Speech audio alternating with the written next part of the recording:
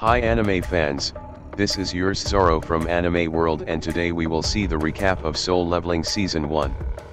Following his traumatizing experience in the Double Dungeon, Jinwoo unexpectedly wakes up in a hospital. To his surprise, his body is recovered, including his left leg that's now healed and intact, believing that his experience in the dungeon was just a dream. He is visited by Woo Jin-chul and Kang Tae-shik, inspectors from the Korean Hunters Association, who reveal he has been unconscious for 3 days. Jin-chul tells him that he and his comrades only found him collapsed on the floor with no signs of the statues the other survivors depicted. He then interrogates Jinwoo if he perhaps received a second awakening, which could potentially elevate his class rank from E rank to A or even S rank. They prompt him to test his mana by placing his hand on a mana meter presented by Tae-shik. Excited to see the result, he asks the two men what rank he is now if he has been reawakened. Jin-chul apologizes as they may have made a mistake upon seeing that the machine indicates his score as 10.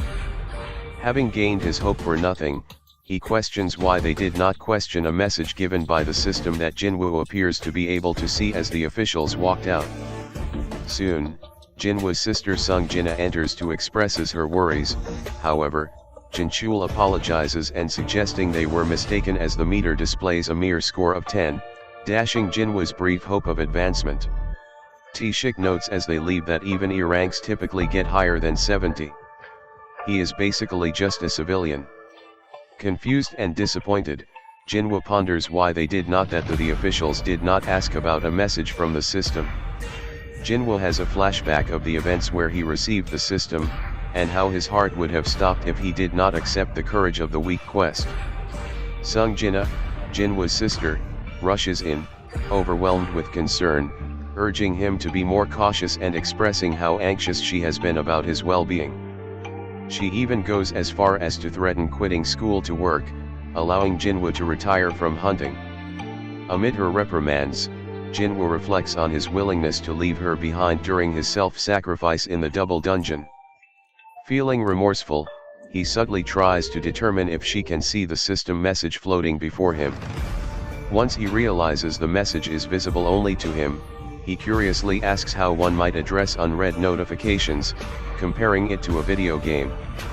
Jina, initially confused by his query, suggests checking his inbox before leaving to meet her friend, Han Song-yi, who awaits outside. Alone, Jinwoo delves into the cryptic messages from the system. The interface, bathed in a futuristic blue hue, displays 2 notifications, one stating the system's role in aiding player development, and another warning that failure to comply may result in a penalty.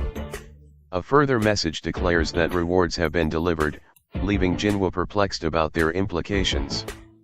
He then discovers a daily quest titled Strength Training has arrived, which requires him to perform an arduous series of exercises, 100 push UPS, 100 sit UPS, 100 squats, and a 10 km run, all tracked meticulously by the system.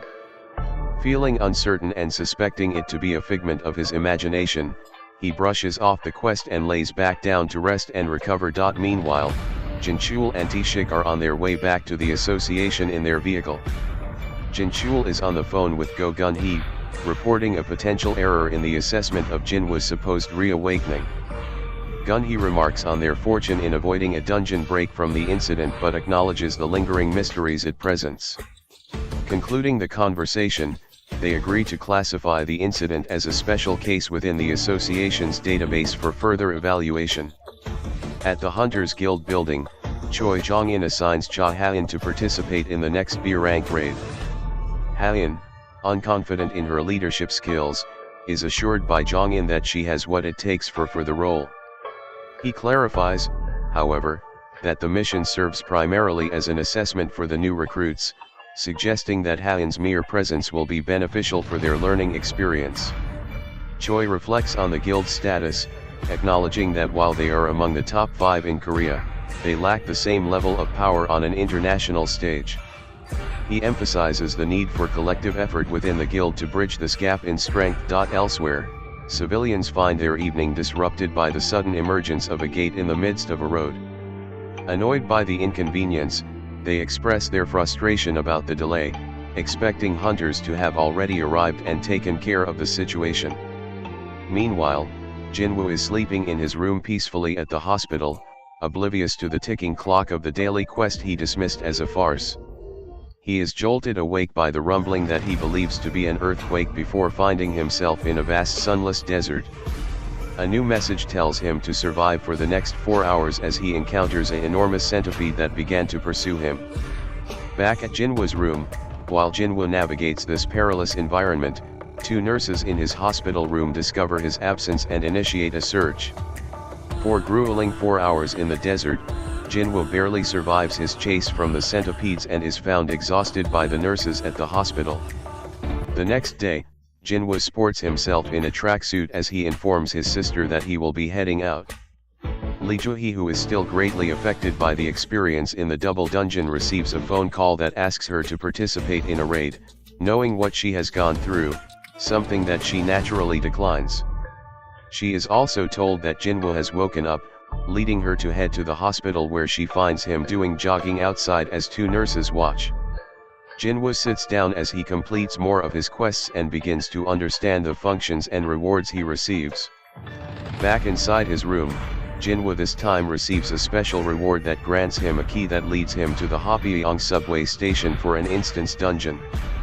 A news reporter presenting today's Gate report announces that the Hunters Guild will be handling the dungeon that emerged on the road. Meanwhile, Jinwoo is seen visiting his comatose mother, Park Kyung-hae, triggering memories of when he first found out she had fallen victim to the eternal sleep disease.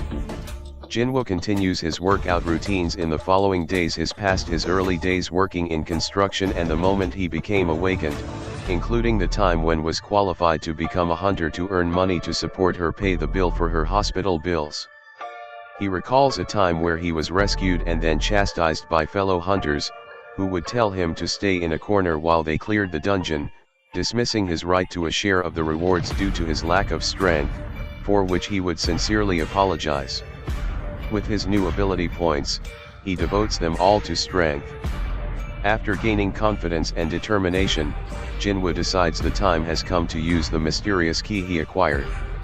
With a mix of anticipation and hesitation, he inserts the key into a door within the subway, which activates the dungeon's entrance.